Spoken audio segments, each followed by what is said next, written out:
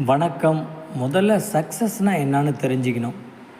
ஏன்னா நிறைய பேர் காரில் போவான், ஆனால் துக்கமாக மன உளைச்சலில் போவான். அந்த லைஃப் பெஸ்ட்டாக?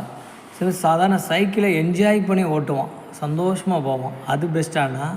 சைக்கிளில் சந்தோஷமாக போகிறது தான் பெஸ்ட்டு. சில பேர் பிரியாணி சாப்பிடுவான், ஆனால் மன உளைச்சல் பயங்கரமாக நோய் இருக்கும், அந்த ரொம்ப ஒரு துக்கத்திலே இருப்பான். அந்த வாழ்க்கை பெஸ்ட்டாக? சில பேர் கூழ் தான், வீட்டில் ரேஷன் அரிசி சாப்பாடு தான் இருக்கும், சந்தோஷமாக இது கடவுள் கொடுத்துருக்காரு நன்றின்னு சொல்லி சந்தோஷமாக சாப்பிடுவோம், அது பெஸ்ட்டானா? கூழ் சந்தோஷமாக சாப்பிட்றது தான் பெஸ்ட்டு. ஐடி கம்பெனியில் 5 லட்சம் சம்பளம் வாங்கி துக்கமாக இருப்பான், அது பெஸ்ட்டாக? 10,000 சம்பளம் வாங்கி அவனுக்கு மனசுக்கு பிடிச்ச வேலை செய்கிறானா, இது பெஸ்ட்டானா? சந்தோஷமாக செய்கிற வேலை தான் பெஸ்ட்டு. இதுதான் சக்ஸஸ், இதுதான் மகிழ்ச்சி. உங்கள் குழந்தை துக்கமாக இருக்கிற எம்பிபிஎஸ் டாக்டராக வேணுமா, சந்தோஷமாக வாழ்கிற ரிச்சாக்காரனாக வரணுமா அப்படின்னு கேட்டால், நம்ம எல்லாருமே துக்கமாக இருந்தாலும் பரவாயில்ல, சமுதாய கௌரவத்துக்காக அவன் டாக்டர் ஆகணும், இன்ஜினியர் ஆகணும்னு நினைக்கிறான். அப்படி நினைக்காதீங்க.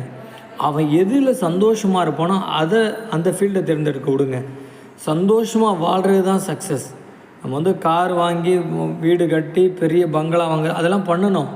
நம்ம சந்தோஷமாக செய்கிற அந்த திறமையின் மூலமாக இதெல்லாம் வாங்கணும்.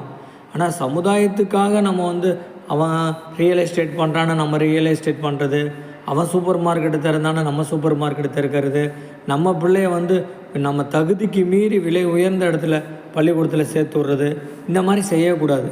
நமக்கு எது சந்தோஷம், நமக்கு எது மகிழ்ச்சி, துக்கமாக இருக்கிற இன்ஜினியரை விட சந்தோஷமாக இருக்கிற ரிச்சாக்கரன் வாழ்க்கை பெஸ்ட்டான வாழ்க்கை. மகிழ்ச்சியாக இருக்கணும், நிம்மதியாக ஆனந்தமாக இருக்கணும், அதை பாருங்கள்.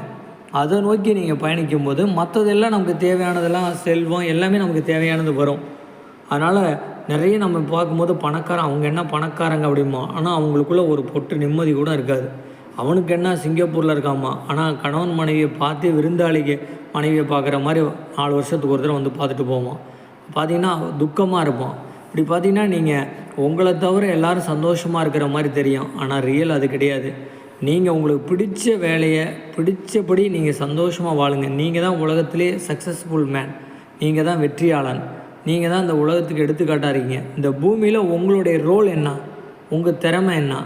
உங்களுடைய இந்த பூமியில் ரோல் என்னென்னா, உங்கள்கிட்ட ஒரு திறமை இருக்குது, அதை சரியான நபர்கிட்ட கொடுத்து அடுத்தவங்களை மகிழ்விக்கிறது.